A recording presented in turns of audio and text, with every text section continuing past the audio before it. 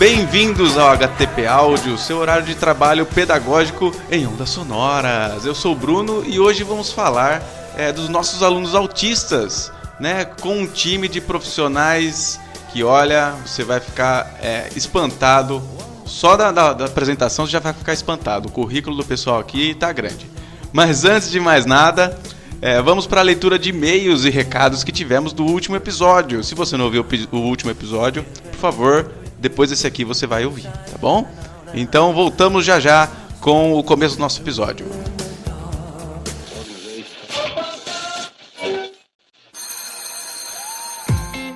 Estamos aqui com o Peter Trento, que vai ler pra gente com sua voz aveludada os recados e e-mails que chegaram do episódio passado, que foi sobre experiências nas aulas de ciências com o professor Tércio e a professora Renata.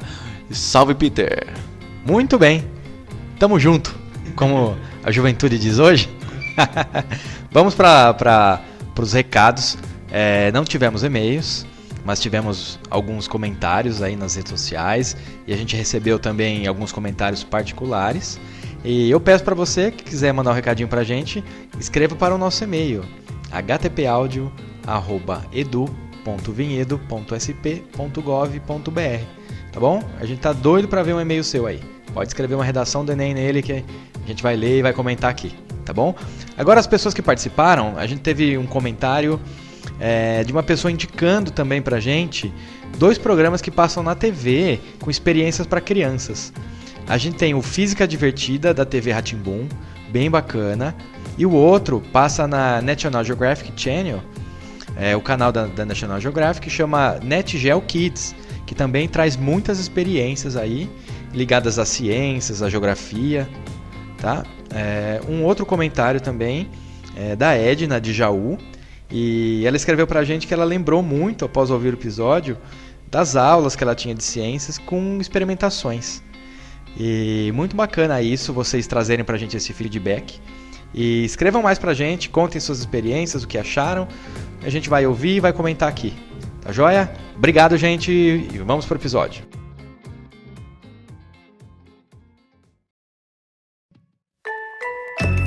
Muito bem, vamos começar então apresentando esta mesa maravilhosa que eu tenho aqui na minha frente. Então vamos lá, começando com a minha colega de trabalho aqui da Ceformi, que é a Roberta Tafarello, que ela é pedagoga especializada em educação especial, análise do comportamento aplicada ao autismo pela UFSCar e atua na rede desde 2010. Tudo bem, Roberta? Oi, Bruno, tudo e você?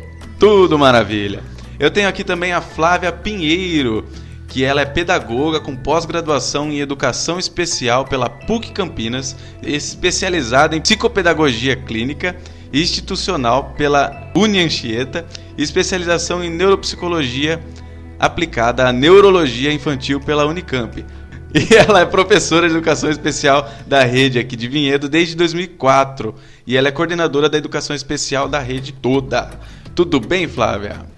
Oi, Bruno, tudo bem? E você?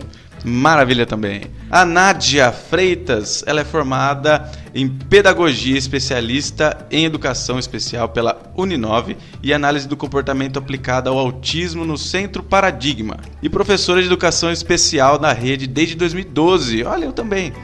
Tem experiência com autismo desde 2008. Tudo bem, Nádia? Tudo bom, Bruno? Obrigada pela oportunidade de participar aqui desse podcast. E é isso aí, tô super animada aí para nós começarmos o assunto.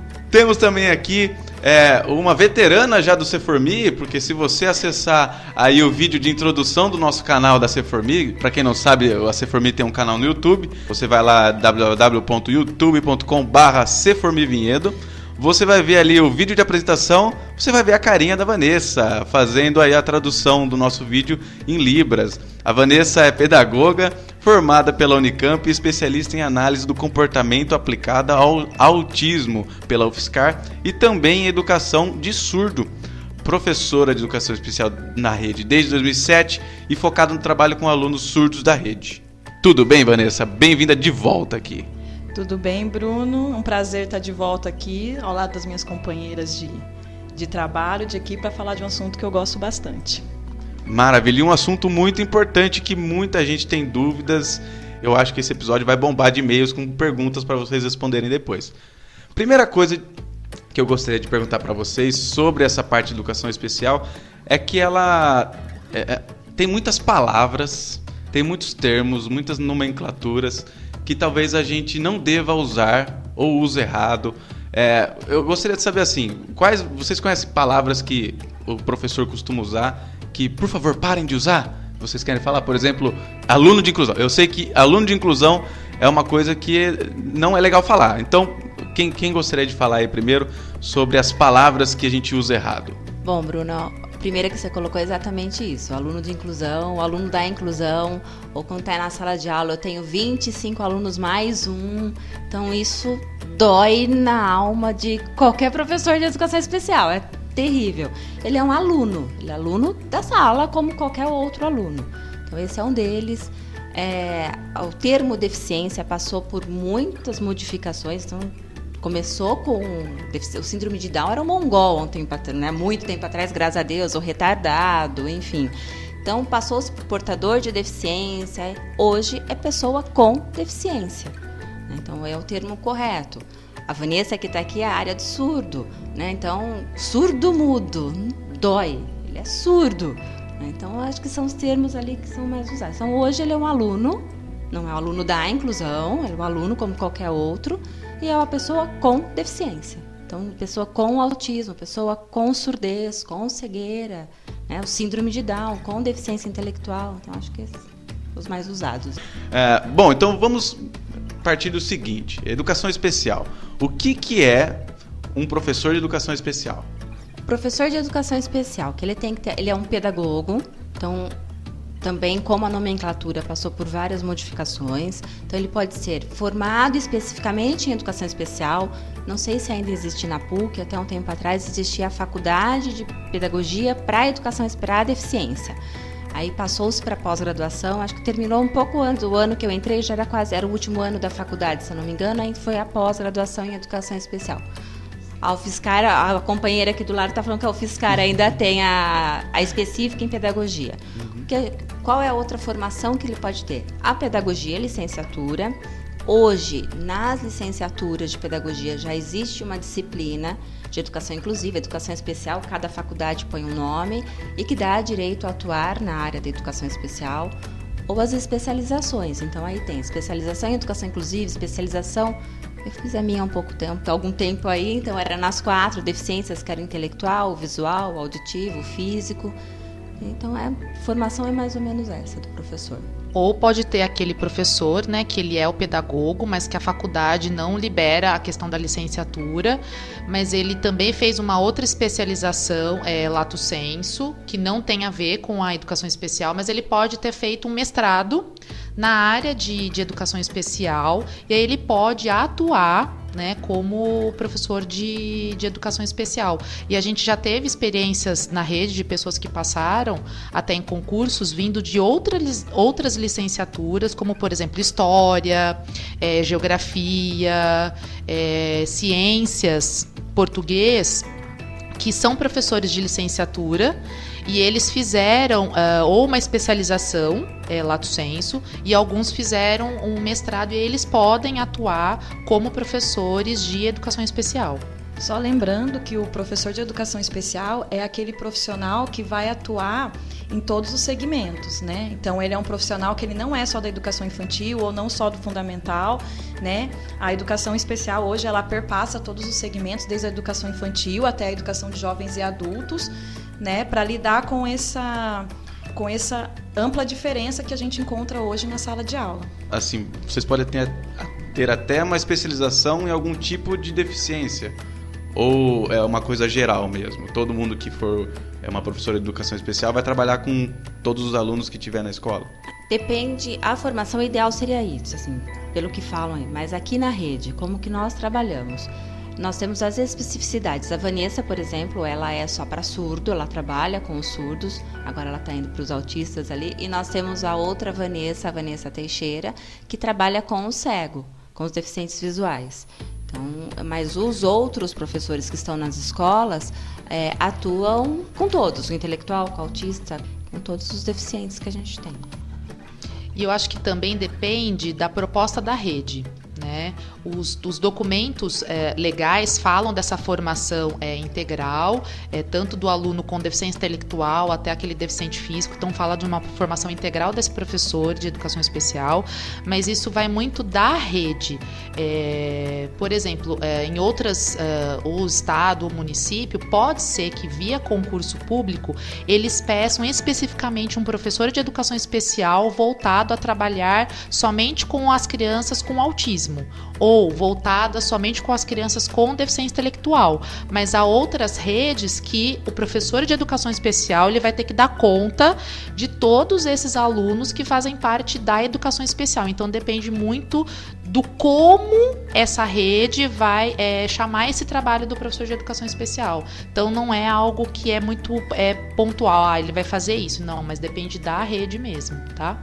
E eu queria saber também o seguinte, quando que começou o trabalho de educação especial, sei lá, no Brasil, mas mais especificamente aqui na rede de Vinhedo, e como que é esse trabalho na rede, né? Como que se dá essa dinâmica? Vou falar mundialmente, começou com a Declaração de Salamanca, a Declaração de Direitos das Pessoas com Deficiências, então, né, aqui no Brasil, a partir de 2008, teve a Política Nacional na Perspectiva da Educação Inclusiva, então foi o marco, né, para trabalhar com essa questão da inclusão. Na rede de Vinhedo, em 2006, até 2006 eram classes especiais, então existiam as classes dentro das escolas regulares, né, só que eram os alunos com deficiência ali. Em 2006 acabam-se as classes especiais e eles são incluídos na rede. Então começou aí esse processo de inclusão aqui na rede de Vinhedo. Você falou das classes especiais, né? Antes também existiam as escolas especiais. Ainda existe isso? Ainda existe, ainda tem alguns lugares. A APAE, ainda em alguns municípios, ainda mantém a classe especial dentro. Existem algumas escolas especiais, então ainda existe. Se a gente pensar em inclusão, alguns alunos não se beneficiam da rede do município, precisam da classe especial. Queria saber também como que é trabalhar na escola. A minha experiência, assim, eu já trabalhei em várias escolas, né? Estou aqui na rede desde 2007, então eu já passei por várias escolas, tive contato com vários profissionais da rede. E eu acho que assim, é uma experiência muito legal aqui em Vinhedo, né, a experiência que eu tenho, de ter a sala de recursos dentro da escola, de cada escola ter a sua própria sala de recursos. Porque o professor, ele fica específico daquela escola, então assim, tem alguns pontos positivos nesse sentido, que é você estar mais próximo de toda a equipe escolar, né, da equipe gestora, dos alunos, você está ali diretamente lidando, você pode orientar diretamente esse professor, pode atuar no momento em que acontecem alguns problemas ali do cotidiano escolar, você pode atuar diretamente nisso, né? Que é diferente às vezes de algumas redes, que a sala de recursos que o aluno frequenta é em outra escola, muito longe, né? E que esse professor da sala de recurso pouco tem contato com essa equipe escolar que trabalha com esse aluno. Então eu acho que isso é um ponto positivo da estrutura de Vinhedo, né? É lógico que assim, o professor de educação especial, eu brinco que ele é a personificação daquilo que é novo para o professor da sala regular. Então, a inclusão, né, o aluno com deficiência é um novo para aquele professor, né, que ele não sabe como fazer, ele não sabe como lidar, é difícil, né, tudo que é novo nos coloca muito em confronto com a nossa zona de conforto. E o professor de educação especial, ele acaba sendo a personificação desse novo, né? Eu percebo que não é nada pessoal, né? Então, às vezes, o confronto entre equipe de professores regulares e professor de educação especial não é pessoal, né?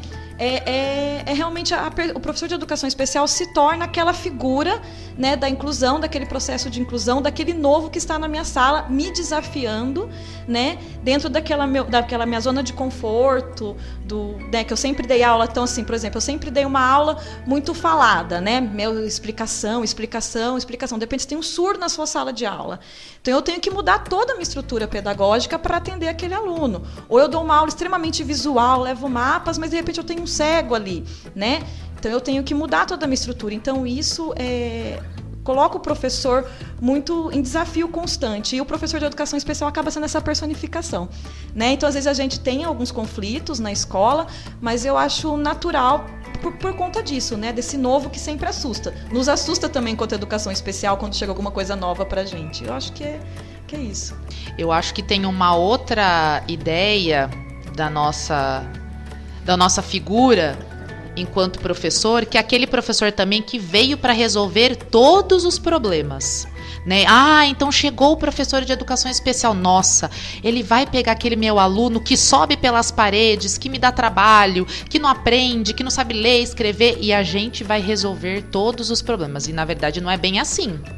Porque eu lembro da época que eu fiz a graduação e você basicamente tinha o estudo das síndromes das deficiências. Pouco ali a gente tinha a questão da didática e da matética.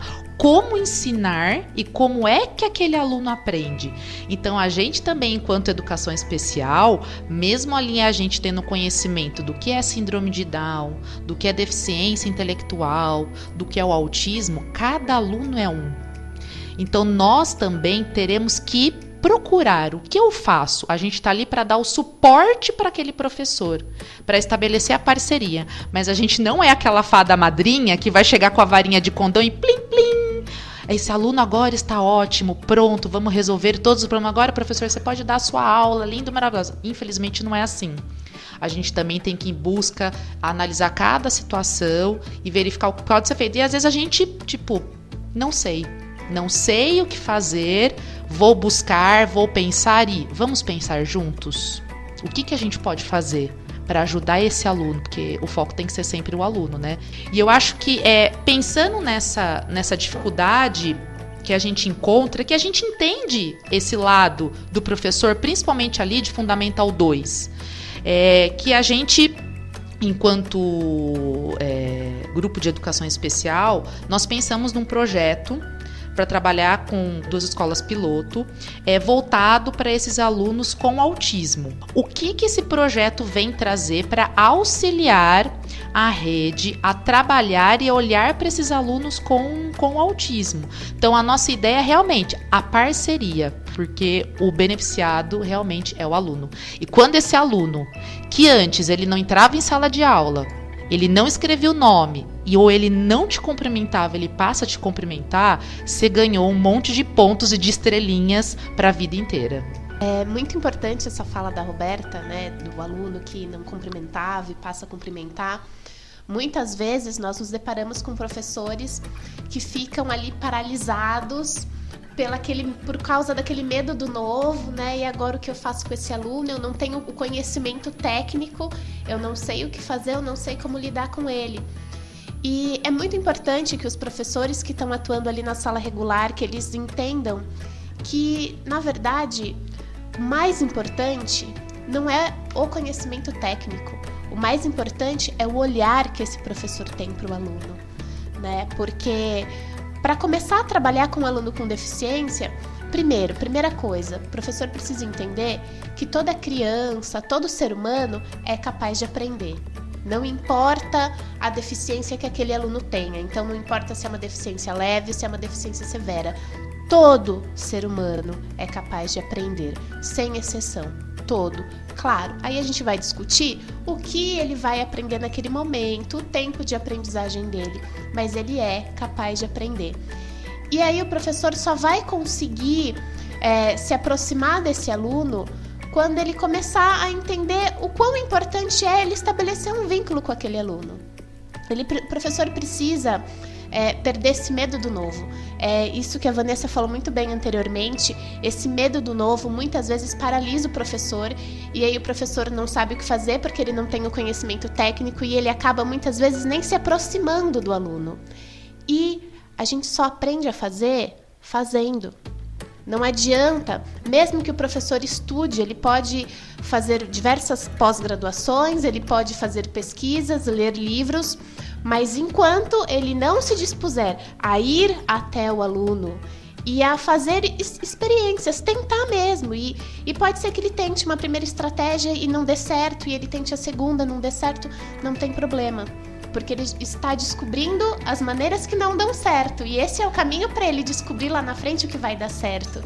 E nós, professoras de educação especial, estamos nas escolas exatamente para ajudar nesse processo.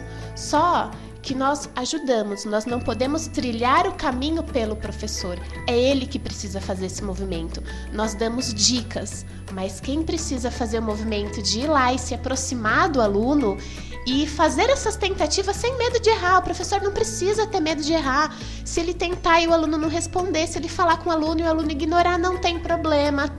O processo passa por isso.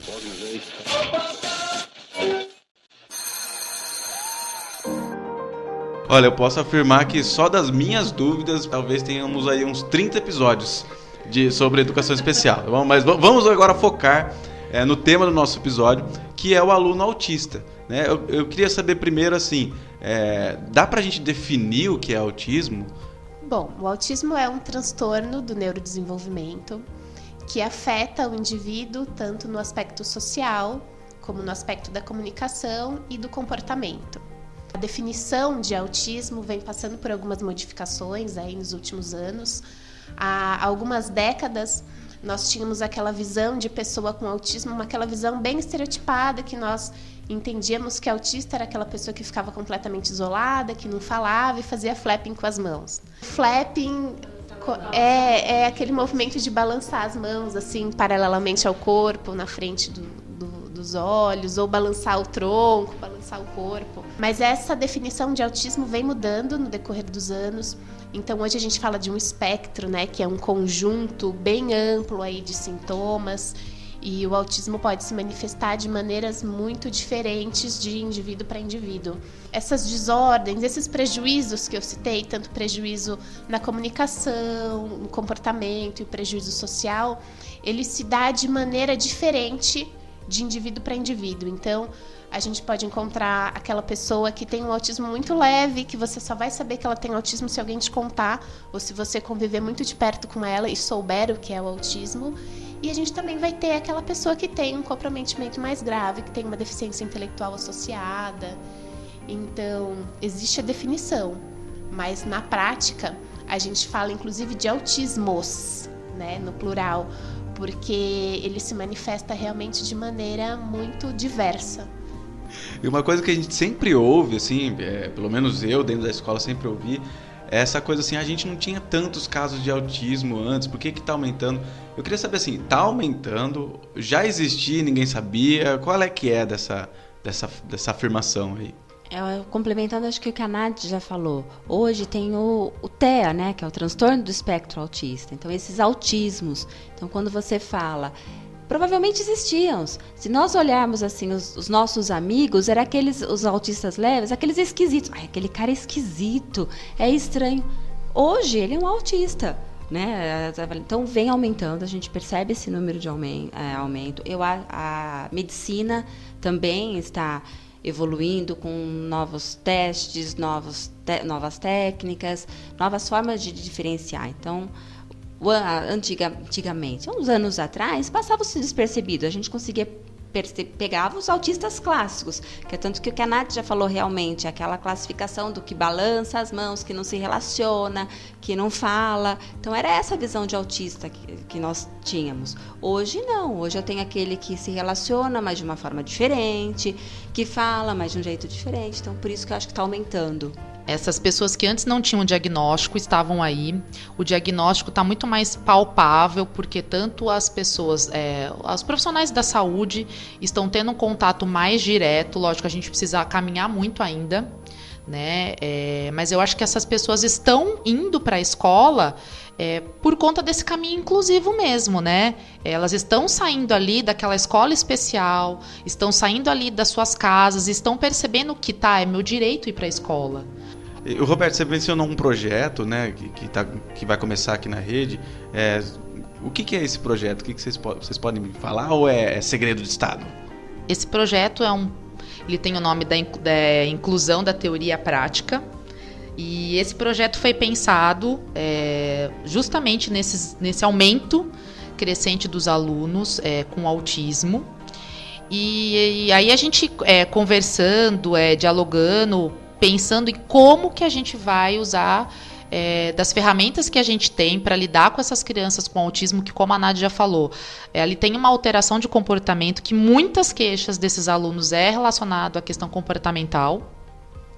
Então a gente sentou, conversou, né? E aí a gente pensou, o que a gente vai fazer para ajudar a rede com esse número crescente de crianças que estão chegando? O que a gente pode fazer? Né? Então a gente a princípio pensou em 2 escolas piloto. Então esse projeto pretende trabalhar em algumas frentes. Primeiro, olhando para esse aluno, o que ele tem de comportamentos ali, de habilidades que estão em excesso, atrapalhando não, mas competindo, dificultando com que ele aprenda. Né? Então a gente faz uma avaliação com um protocolo de avaliação, e aí depois disso, junto com isso, a gente vai trabalhar também com a escola. E não é a escola só professor, mas são todas as pessoas que estão ligadas diretamente ou indiretamente com esse aluno. Então é o pessoal da gestão, é o pessoal da limpeza, é o pessoal da cozinha, os pais, os professores, que estão diretamente ligados a esse aluno. Então esse projeto ele envolve o autismo? É o foco do nosso projeto? Sim, mas a gente quer que essa criança seja incluída na escola. Então a gente precisa trabalhar com esse projeto relacionado a uma educação inclusiva. E a gente acredita que uma educação inclusiva só se dá quando a gente atinge todo mundo da escola. Então tem a criança que a gente vai avaliar quais são os repertórios que ela já tem, o que ela já sabe, o que ela não sabe, o que a gente precisa fazer para que ela avance dentro das habilidades que ela tem, dentro do seu desenvolvimento. Então a gente pensou no projeto relacionado a isso, o que a gente vai fazer para ajudar? Eu lembrei de 3 coisinhas aqui que eu queria, são perguntas rápidas, bate pronto. Uma coisa que a Roberta falou das habilidades e tal, que às vezes entram em conflito ali para a aprendizagem do aluno, que talvez seja um estereótipo, mas que o autista, por exemplo, pode desenvolver uma habilidade, por ele talvez ter um foco maior em alguma coisa, ele pode desenvolver uma habilidade muito mais rápido ou muito melhor que outras pessoas. Isso é verdade? Isso é mentira? Mito? Bom, assim como nós, indivíduos, de modo geral, todos nós somos muito diferentes uns dos outros e temos habilidades diferentes, algumas pessoas são mais hábeis que outras para determinadas coisas, as pessoas autistas também são assim. Então, há sim, né, esses indivíduos que têm sim o hiperfoco, que têm uma inteligência mais desenvolvida num determinado aspecto. Existem essas pessoas, mas isso não é uma regra, tá? Nós não podemos tomar este fato como regra. Existem essas pessoas com essas características, mas existem também as pessoas que não têm o hiperfoco, que não têm uma super habilidade em alguma determinada área. Inclusive, existe uma quantidade grande de indivíduos com autistas que têm uma deficiência intelectual associada. Então, essas pessoas com o hiperfoco e com a inteligência acima da média, de fato existem, mas nós não podemos ver isto como sinônimo de autismo. Nós não podemos entender que toda pessoa que tem autismo vai ter ou um hiperfoco ou uma inteligência acima da média numa determinada área. Menos um estereótipo aí pra gente, galera. Outra coisa que eu queria saber existe causa pro autismo? Porque já rolou a fake news da vacina, né? Isso eu acredito que todo mundo já sabe. Se você não sabe, é mentira, tá bom? A vacina não causa autismo. Mas eu queria saber, existe alguma causa, né, pro autismo? É genético, não é, ou não se sabe? Uma das causas do autismo, né, que eles têm pesquisado, e hoje cada vez mais a gente tem a certeza disso, que o autismo é de origem genética, né? Então, alguma alteração no gene, não necessariamente o pai e a mãe têm, né? Ou o avô, mas eles carregam os genes, né, relacionados ao autismo, e isso pode transmitir para o filho. Até a gente vai em diversas palestras e algumas vezes a gente ouve, né? Às vezes o pai e a mãe não tem, mas você tem aquele tio estranho, o vô meio estranho, né? Então, como as meninas falaram, o autismo hoje ele é melhor diagnosticado, mas antigamente não era. E as pessoas com autismo leve cresciam, né? Enfim, tinham sua vida funcional, social aí, de acordo com as suas limitações, e nunca teve laudo e tal. E daí hoje, depois, quando se vêem filhos ou netos, começam a observar que aquele tio tinha aquele determinado comportamento, aquele avô. Então, hoje acredita-se muito na origem genética do autismo. Outra coisa que vale lembrar, agrotóxico não causa autismo. Ele pode causar outros problemas de saúde, o excesso de agrotóxico na comida, mas muitos não outros. O autismo. E a última coisa é, o que diabos é mãe geladeira? Essa história da mãe geladeira foi colocada, né, na década de 60, que os médicos também, por ser uma coisa ainda desconhecida, o autismo, né, até alguns casos eram dados como esquizofrênicos, né, nem como autistas, mas é que os médicos achavam que a criança tinha o autismo por conta da mãe não dar afeto. Então, aquela pessoa fria, né, que não cuidava do filho, não dava o carinho. E aí veio o termo mães geladeiras. Mas não se espantem, ainda hoje tem muita gente achando que o filho ou que a pessoa é autista porque não recebeu carinho ao nascer.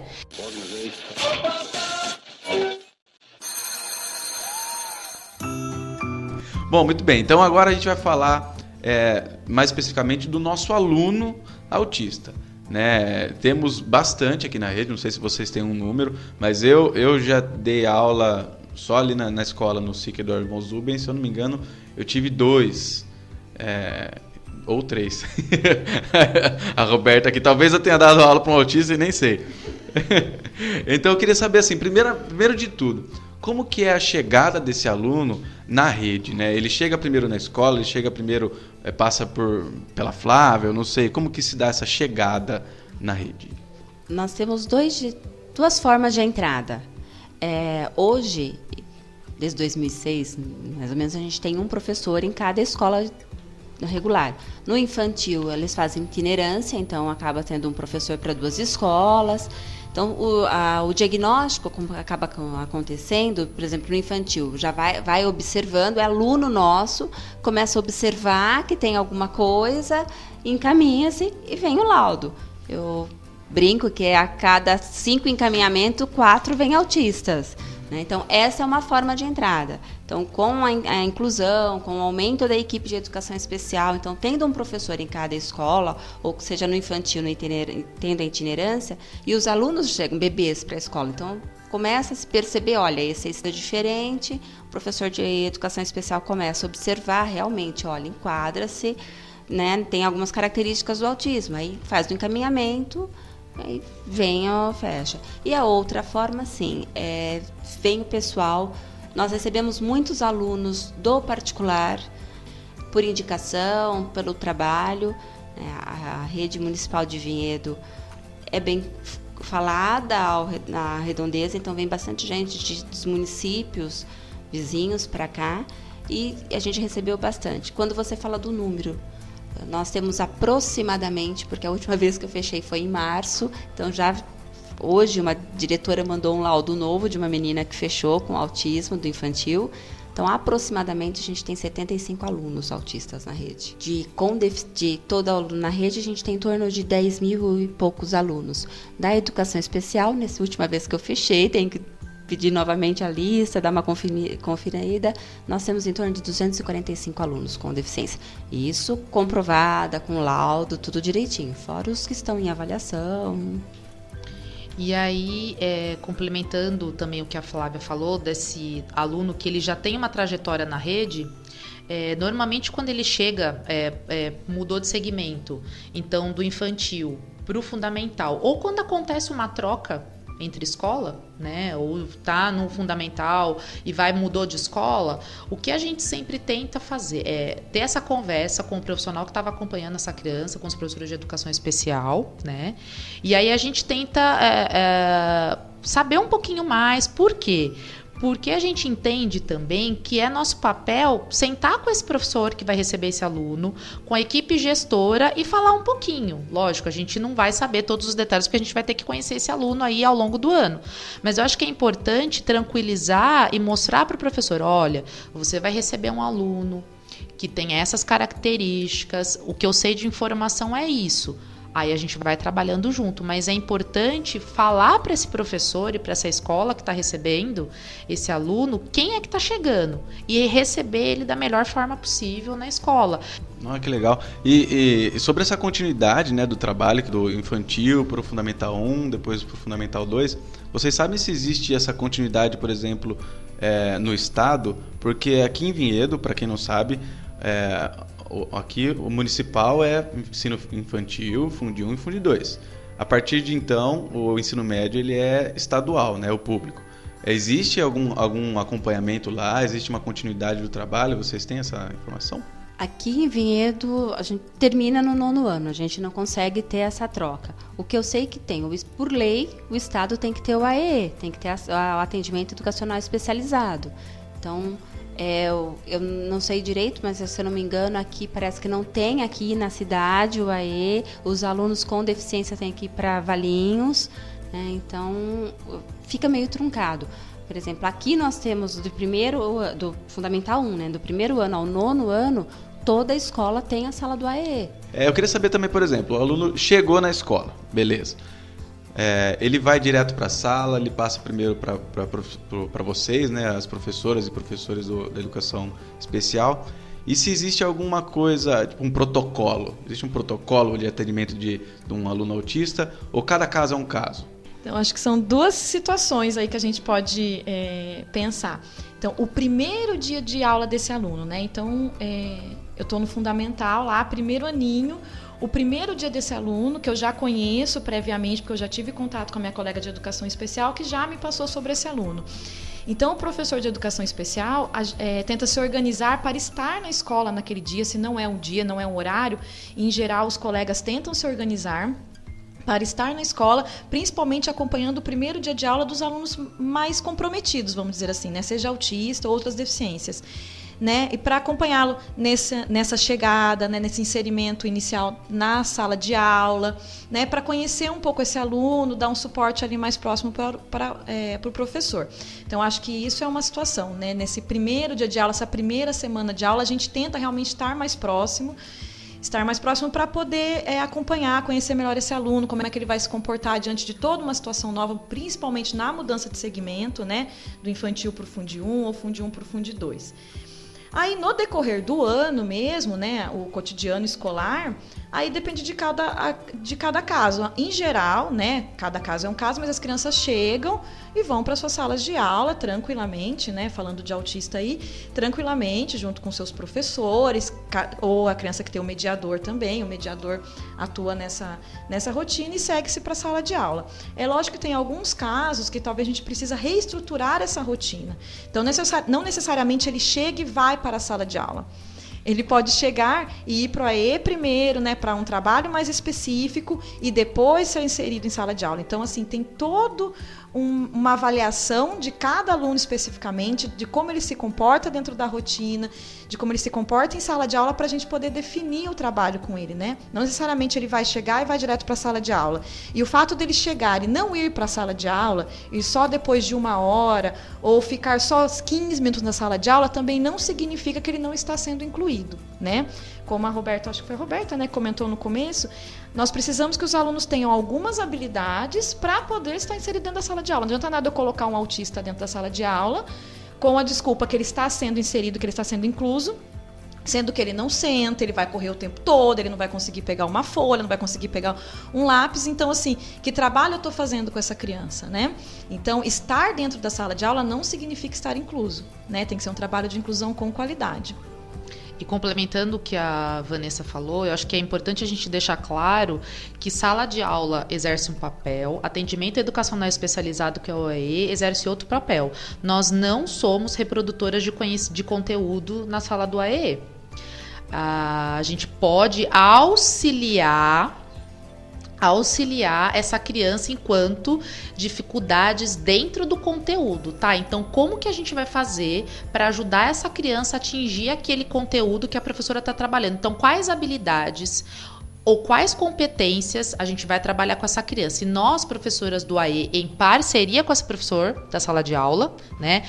A gente vai tentar utilizar métodos, estratégias, materiais para facilitar a aprendizagem do aluno. Então, a gente ali no atendimento educacional especializado, a gente vai pensar em quais recursos que eu posso utilizar para aquele aluno aprender em sala de aula. E aí, diante disso, pensando como a Vanessa disse, na rotina, né, na vida do aluno lá na escola, a gente vai com o professor, olha, eu acho que por esse caminho ele vai aprender melhor. Então, ao invés de você dar uma atividade com 5 perguntas, você não pode reduzir para 3? Ou quebrar essa atividade em passos menores? Ou tá muito escrita. A gente não pode reduzir essa escrita e colocar mais imagens. Então, o nosso papel enquanto professor de educação especial e atuando no AEE, eu acho que isso tem que ficar um pouco claro, porque as pessoas confundem que a gente faz reforço escolar. E a gente não faz reforço escolar, né? A gente pode ali auxiliar o aluno, ele precisa fazer uma prova. Tá. O correto seria a gente sentar. Professor, vamos pensar na prova desse aluno? Né? A gente vai auxiliar esse aluno, tá, mas de como? De que forma? Então, é pensar nesse aluno no geral. É sempre importante lembrar, vou voltar de novo naquela questão do olhar. O olhar para o aluno tem que ser, primeiro, individualizado, né? Porque a técnica que você usou, a estratégia que você usou com o aluno autista não necessariamente vai funcionar para o outro, porque eles são diferentes, né? Ter o mesmo diagnóstico não significa ter as mesmas características, as mesmas potencialidades, as mesmas dificuldades. Então, esse olhar sempre vai ter que ser individualizado. Então, chega um momento em que não importa mais se você teve 3, 5, 10, 15 alunos com autismo, porque o próximo vai ser diferente de todos aqueles que você atendeu anteriormente. Então, o olhar precisa sempre ser individualizado. E se eu puder deixar uma dica, a dica para o professor que está recebendo o aluno com autismo é: não tenha medo, vai lá, se expõe, tenta. Você não sabe o que fazer, não sabe a técnica, eu tento falar com ele, ele não responde, ele não olha para mim, eu dou o lápis na mão dele, ele joga o lápis longe. Não tem problema, vai lá e tenta, não tenha medo de errar. Você não sabe a técnica? Nós estamos aqui para isso. Nós, professoras de educação especial, estamos aqui para te ajudar com a técnica. Não se preocupe tanto com a técnica, se preocupe com o indivíduo, com aquele ser humano. Olha para ele como um ser humano, tal qual você, e vai lá e tenta conhecer aquele ser humano. Já vai ser um grande começo. Eu queria saber o seguinte, para o professor em sala de aula, no cotidiano, vocês têm alguma dica nessa parte de relação pessoal com o aluno de deficiência, principalmente o autista? Dica, assim, do que fazer e do que não fazer. Sabe, alguma coisa específica que possa ajudar de bate-pronto o professor que está ouvindo esse episódio agora? Eu acho que a primeira dica, assim, de bate-pronto para qualquer professor é o que a Nádia colocou, é a afetividade. Eu não penso inicialmente, né, quando você recebe um aluno com deficiência na sua sala, eu vou falar com um aluno com deficiência, mas eu acho que a afetividade, enfim, é para a sala toda, né, para todos os alunos. Eu até brinco eu trabalho com os alunos surdos, eu até brinco com os professores. Os meus alunos surdos, eles nunca reclamaram que o professor não sabe língua de sinais. E os professores deles não sabiam língua de sinais, né? Ou se comunicavam com gestos, com mímica, eles nunca reclamaram disso. O que eles reclamavam para mim era: o professor nem olha para mim. Eu abro o caderno, o professor não olha se eu terminei a lição. Ou eu nem abro o caderno, ele não está nem aí, não manda eu abrir. Né? Olha, eu terminei a lição, o professor nem deu visto. Então, assim, pensando que os alunos surdos, eles têm um cognitivo preservado e têm toda essa condição de análise ali da situação. Muitos autistas também têm essa condição, apesar de a gente achar que não, né? Mas eles sabem analisar essa situação. Então, acho que a primeira dica para o professor, antes dele se preocupar com o conteúdo, antes dele se preocupar com o que vai ensinar, se vai ensinar soma, subtração, o descobrimento do Brasil, enfim. Eu acho que é a afetividade, se aproxime do seu aluno, né? Porque se também não adianta você ser o melhor professor do mundo, com milhões de estratégias visuais, auditivas, com milhões de recursos, se você não tem afetividade, né? E eu acho que não só para o autista, mas como o episódio é sobre autismo, é muito importante, né? E não tem essa, mas ele não gosta de toque, autista não gosta de ser tocado. Eu posso falar da minha experiência, eu já trabalhei com uns 15 autistas, principalmente na educação infantil, né, que eu atuo em outra rede na educação infantil, e todos amam colo. Eles amam abraço, eles amam carinho, eles amam colo. Então, assim, é lógico que a gente vai encontrar um que talvez não goste tanto desse contato físico, mas a gente tem outras formas de demonstrar afetividade para o nosso aluno, né? Então, acho que a dica principal que eu daria inicialmente nesse contato é a afetividade. Bom, complementando a fala da Vanessa, então eu posso dar um segundo passo? Por favor. Porque eu concordo, assim, assino embaixo de tudo que a Vanessa falou, a afetividade é fundamental para o desenvolvimento humano, né? Vamos lembrar que a gente está falando de um ser humano, né? É um ser humano que tem autismo, mas o autismo faz parte dele, o autismo não é ele, né? É uma pessoa que tem autismo, mas é uma pessoa, né? Então, ela tem todas essas necessidades afetivas e emocionais que todo ser humano tem. Então, eu realmente concordo, acho que o primeiro passo é realmente esse olhar mais afetivo, como a Vanessa falou. O segundo passo, eu acredito que é olhar para aquele indivíduo e tentar enxergar o que ele é capaz de fazer. Porque principalmente naqueles alunos que têm o autismo, que têm uma deficiência intelectual associada, aqueles alunos que têm um comprometimento maior, está muito claro para nós o que ele não consegue fazer. Então, muitas vezes, ele não consegue copiar da lousa, ele não consegue falar, ele não consegue. Ok. Então, o nosso desafio agora é olhar para ele e descobrir o que ele consegue. E coisas mínimas podem ser muito importantes, né? Coisas mínimas, assim, que para nós são mínimas, mas que para aquele indivíduo é muito importante. Então, muitas vezes aquela pessoa não consegue falar, ele não consegue olhar para você e dizer oi, mas ele consegue se comunicar através de troca de figuras, por exemplo, né? Ou, enfim, ele consegue olhar para você, ou ele aceita o seu carinho, ou ele não consegue escrever, mas ele é capaz de fazer um desenho, enfim, né? A gente precisa parar de olhar para o aluno e olhar só para o que ele não consegue fazer, porque o que de fato vai nos dar o caminho de aprendizagem dele é o que ele consegue fazer. A gente tem que partir daquilo que ele consegue. E pegando o gancho no que a Nádia já falou e complementando também a fala da Vanessa, que eu acho que a terceira dica é valorizar esse aprendizado. E valorizar esse aprendizado não significa que esse aluno terá 5 a vida inteira. Não existe nenhuma política, nenhuma legislação, nada que diga que esse aluno tem que ser um 5. Ou que ele tem que ser um 6. Ele tem que ser o que ele merece ter. Às vezes pode ser que tenha aluno, diante daquilo que foi pensado, proposto para aquele aluno, porque eu só posso avaliar alguém a partir do momento que eu crio objetivos. Tá, o que é que eu vou avaliar com essa criança? Porque também se eu não pensei, se eu não olhei, se eu não criei empatia, não criei afetividade, não vi o que ele tem de potencial, como que eu vou avaliar essa criança? Né? Então a gente tem que partir desse princípio. O que eu quero trabalhar com aquele aluno. Independente se eu tenho um conteúdo para trabalhar de 8º ano, tem alunos que não vão conseguir chegar naquele conteúdo de 8º ano. Mas você propôs com que ele conseguisse escrever o nome e ele conseguiu atingir, por que ele tem que ser 5?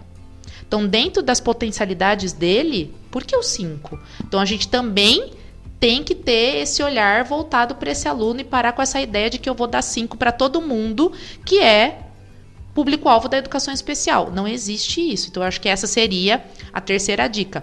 Planejamento. Olhar para esse aluno e traçar estratégias e objetivos vai auxiliar em muito esse professor quando ele tiver que avaliar. Então, eu acho que é essa outra dica que eu daria. E essa avaliação pode ser perfeitamente com o professor de educação especial, que é o que a gente chama do PEI, que é o plano individualizado do aluno. Então, é ali que eu vou traçar o que eu quero que esse aluno aprenda naquele ano. E até acho que é uma discussão aqui da gente da Ceformi e até numa questão de construção de currículo, que é o que a BNCC traz das habilidades. Não é porque eu estou trabalhando no 8º ano que eu não posso voltar numa habilidade de 4º ano. Os nossos alunos são assim. Então, para esse aluno, se eu vou pegar uma habilidade que está lá no 4º ano e ele está no 8º, então é isso que eu vou olhar. É isso que eu vou olhar. E o professor tem que parar também, e eu me coloco, porque eu também sou professora de sala regular numa outra escola, a gente tem que parar de ter o olhar, ser o perfeccionista. O professor também pode errar, mas ele tem que errar olhando para aquele aluno. Tá, o que eu fiz? O que eu tracei para aquele aluno? O que não pode é a gente não planejar, a gente não fazer nada, a gente não olhar, e eu vou lá e coloco uma nota para aquele aluno. Eu sei que é difícil avaliar. É muito difícil você avaliar, mas a gente precisa sentar e pensar que estratégias e que objetivos a gente vai traçar para aquele aluno, nem que seja um por bimestre, mas ele conseguiu, ele tem potencial. E é exatamente por causa da relevância de todas essas questões que a Roberta está colocando, é exatamente por isso que é tão importante o professor trabalhar aquele olhar, aquele medo que ele tem do aluno quando ele recebe aquele aluno diferente, né, daquele padrão que ele está acostumado, aquele aluno, no caso, com autismo. Porque o que acontece? Esse medo, essa paralisia que o professor muitas vezes apresenta diante do novo, vai causar todas essas questões, esses mitos todos, esse mito dos 5. Mas eu volto a dizer, eu estou sendo redundante porque é realmente muito importante isso. Para nós chegarmos nesse ponto de chegar no final do bimestre e o professor conseguir avaliar esse aluno adequadamente, lá no começo, ele precisa olhar para aquele aluno como um ser humano, como um indivíduo que é capaz de aprender assim como qualquer outro. E não ter medo de errar. Errou, tudo bem, não tem problema. Tentou uma estratégia, não deu certo? Bate lá na porta da sala de recursos. Olha, professor, eu tentei isso aqui e não deu certo. Você tem alguma dica para me dar? O que eu posso fazer? Que de repente, enfim, que outra tentativa eu posso fazer? Aí a gente consegue ajudar. A gente não consegue ajudar quando o professor simplesmente cruza os braços e fala, eu não tenho informação para isso. E ele não tenta. Aí a gente não consegue ajudar. Porque o nosso papel não é ir lá e fazer. O nosso papel é oferecer instrumentos, é dar ideias, é fazer a parceria, né? Essa palavra é muito importante, a parceria. Agora, para fazer a parceria, o professor tem que estar disposto a se expor. Então, quando ele estiver disposto a se expor, ele pode dar a mão pra gente e aí nós vamos caminhar juntos. Agora, se ele não estiver disposto, aí não tem parceria, aí chega lá no final do bimestre e fatalmente a gente chega no 5.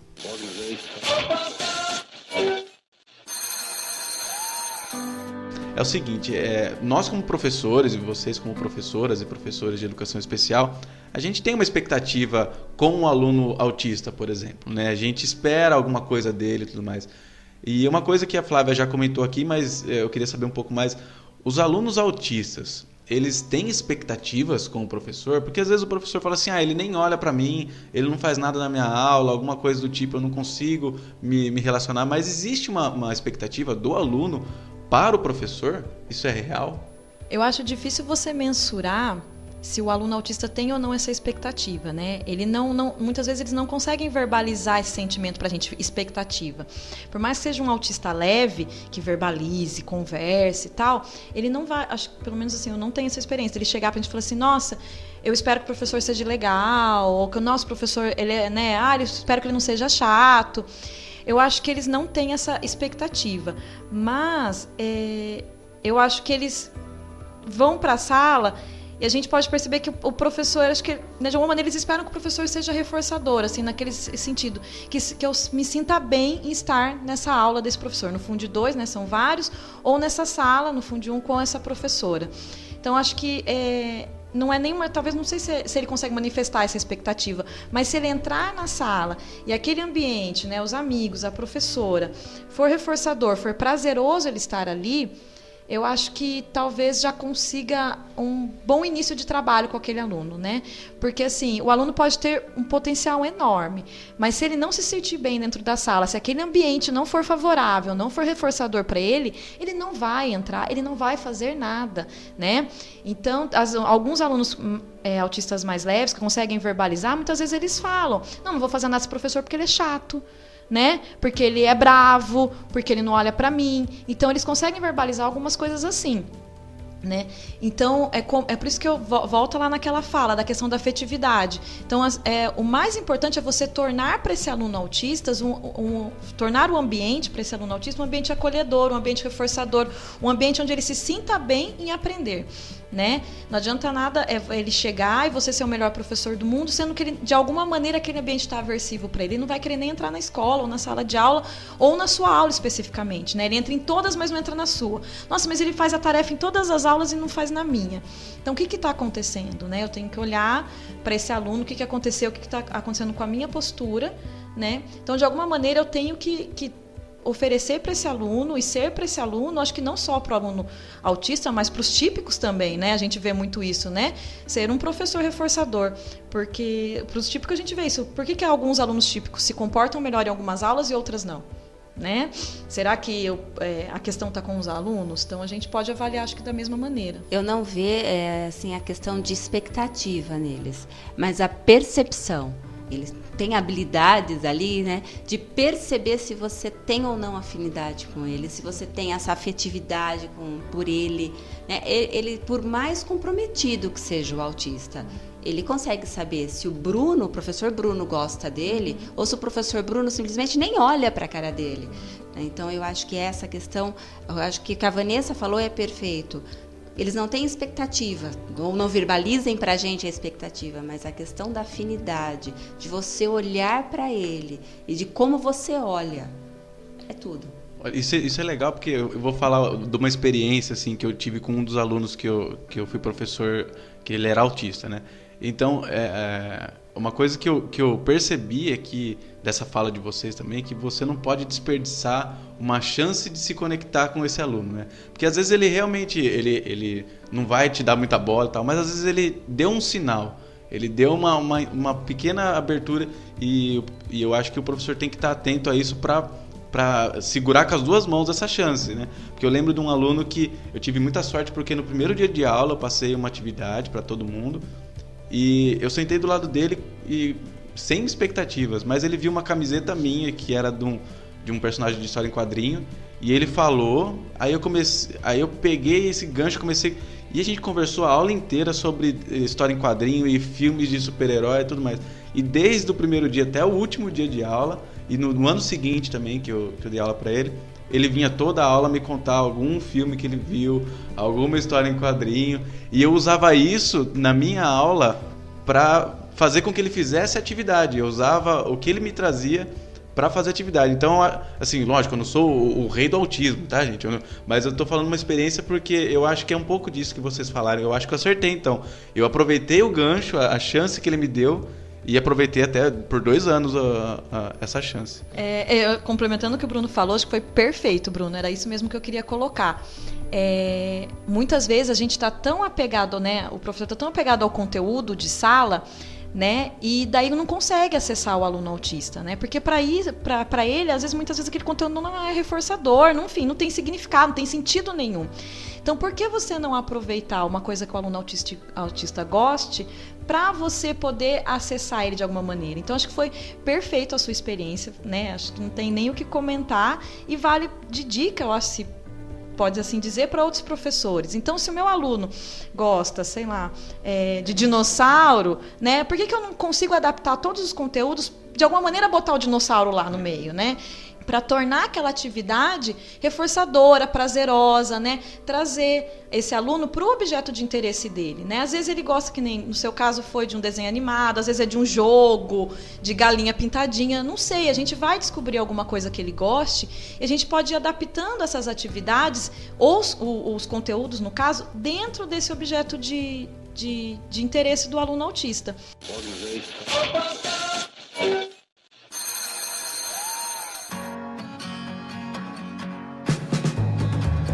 Agora, para fechar um pouquinho o nosso assunto, a gente vai para Fala Dudu, que vocês já conhecem esse quadro aí, para quem já ouviu os outros episódios.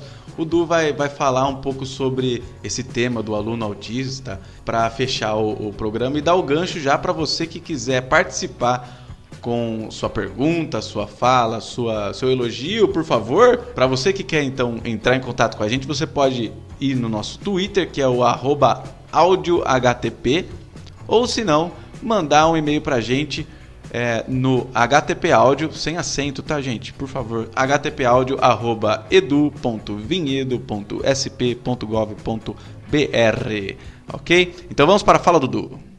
Fala, Dudu. Fala, Dudu. Fala, Dudu. Fala, Dudu. Fala, Dudu. Fala, Dudu. Fala, Dudu. Hoje na Fala Dudu, eu não vou fazer um comentário sobre a conversa de hoje e nem citar nenhum autor. Eu vou colocar uma indagação, um questionamento. Comente com a gente, através do e-mail ou outros meios de comunicação, como foram os seus acertos e erros quando você esteve em contato com alunos autistas dentro de uma sala de aula. Queremos ouvir suas experiências. Um abraço, pessoal! Maravilha! Agora chegou então aquele momento, o momento relax, o momento para você ver, ouvir e saber de coisas que nós gostamos, que nós estamos indicando. Então, o momento bolacha pedagógica.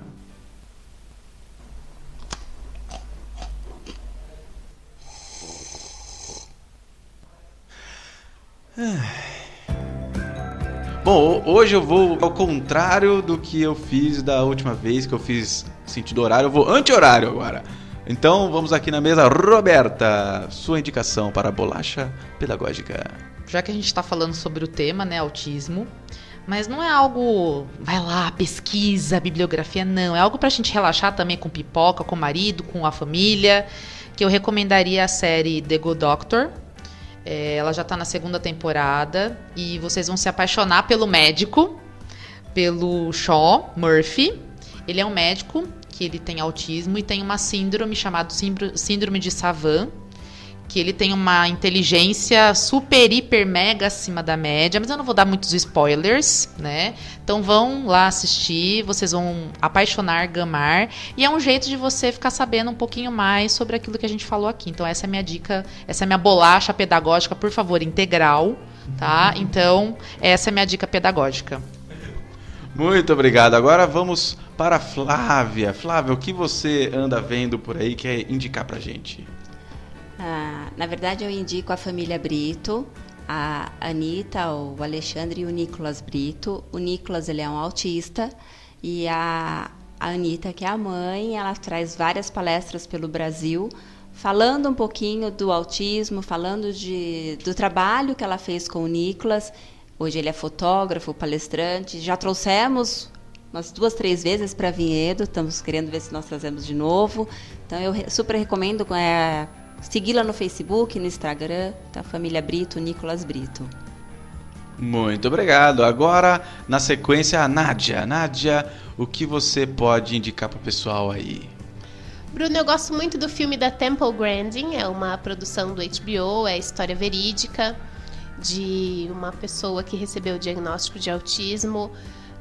Inicialmente tinha um comprometimento muito grande, e aí, enfim, a trajetória dela é incrível, vale a pena assistir, e hoje ela é referência no manejo de gados, no design de equipamentos para manejo de gado, então ela tem uma trajetória muito interessante, vale a pena conferir. Muito bacana. Agora chegou a vez da Vanessa. Vanessa, sua vez de indicar alguma coisa para a galera. Aproveitando, né, um podcast da área de autismo, então eu indico a série Atypical, que está no Netflix, que fala sobre as aventuras e desventuras de um autista adolescente na vida social, né, na escola, no ambiente familiar, enfim. Como é que ele se relaciona aí nesse mundo com essa visão tão diferente dos autistas. É bem bacana, eu super recomendo. Também quero deixar minha indicação para a bolacha pedagógica. É a admiração por eventos astronômicos. Quando foi a última vez que você saiu à noite para olhar as estrelas e a lua? De fato, são eventos que mexem com o nosso estado de espírito. Essa é a minha dica. Bom, a minha indicação hoje vai ser uma complementação da minha indicação do último episódio, que eu falei de um podcast em inglês. Então eu vou passar para vocês uma indicação de um canal no YouTube que é sobre... que é de um americano, um norte-americano, que veio para o Brasil, se apaixonou pelo Brasil e agora ele fala um pouco de português e ele dá dicas para os brasileiros que querem falar inglês. Então ele tem vários vídeos muito interessantes com dicas de frases, o que falar, o que não falar, como falar mais naturalmente. Então o canal se chama Tim Explica, tá bom? Então você que quer viajar aí e se aventurar pela língua inglesa, Tim Explica, o canal do YouTube, muito bacana.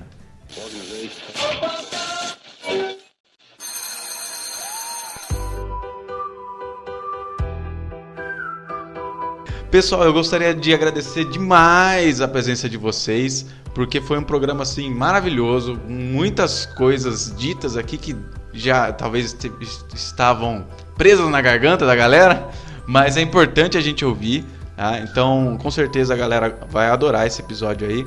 E eu gostaria de agradecer uma por uma.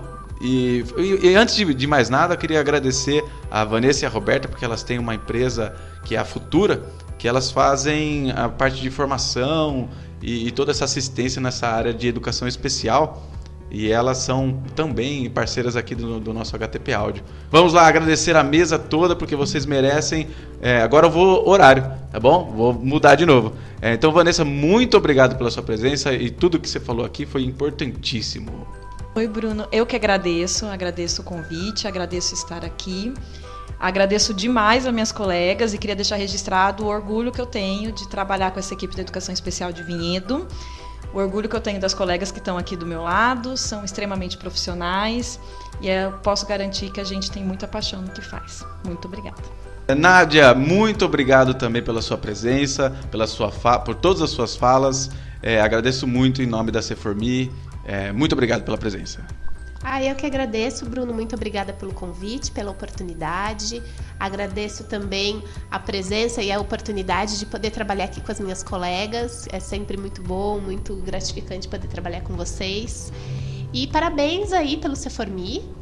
E sucesso para a Ceformi, parabéns para a Prefeitura pela iniciativa, parabéns para vocês aí que estão tocando o projeto, que já está sendo um sucesso e que vai ser cada vez mais. Quase chorei agora, gente, vocês não estão vendo.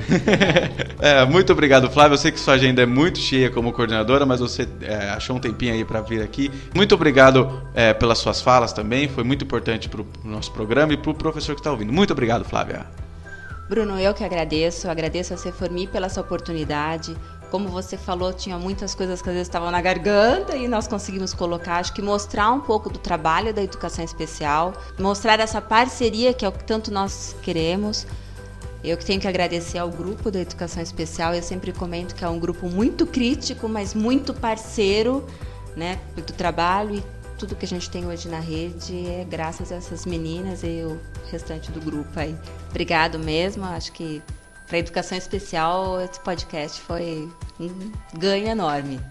Maravilha! Gente, lembrando que o HTP Áudio é um projeto da Ceformi, que é um projeto da Secretaria de Educação de Vinhedo. Tá? Então acompanhe a gente nas redes sociais, ouçam os nossos episódios passados. Se você está no futuro e já tem um monte de episódio, vai ouvindo todos, porque são todos muito bons. Tá? E muito obrigado pela presença. Até o próximo episódio.